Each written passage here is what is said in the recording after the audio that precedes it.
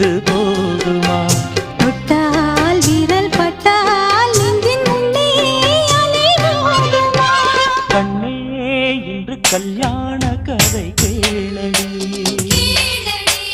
அன்பே இன்று பொன்னான திருநாளடி. பன்னீர் பூவே வா வா சென்றேன் மீண்டும் தாத்தா. முத்து பல்லக்கிலே இந்த தத்தை ஆடிவர்